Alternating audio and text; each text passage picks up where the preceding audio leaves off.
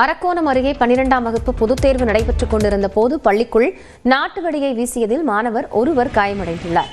கூடுதல் தகவல்களை செய்தியாளர் சிவாவிடம் கேட்கலாம். சிவா, இந்த நாட்டு வெடிகுண்டு வீசிய நபர் யார், என்ன விசாரணை நடத்தப்பட்டு வருகிறது?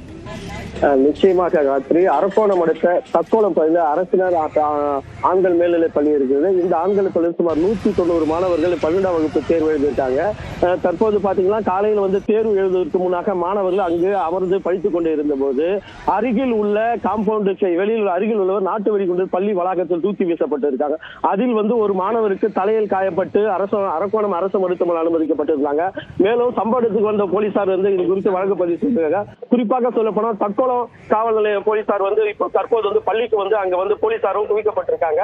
இந்த நாட்டு வெடிகுண்டு வீசப்பட்டது யார் என்று போலீசார் தற்போது வழக்கு பதிவு செய்து விசாரணை மேற்கொண்டு வராங்க. காயத்ரி, அந்த பள்ளி மாணவனுக்கு தற்போது அரக்கோணம் மருத்துவமனை சிகிச்சை பெற்று பின்னர் வீடு திரும்பியிருக்கிறார். காயத்ரி, இந்த சம்பவம் தக்கோலம் மற்றும் அரக்கோணம் பகுதியில் பெரும் பரபரப்பை ஏற்படுத்தியுள்ளது. காயத்ரி, நன்றி சிவா, விவரங்களுக்காக.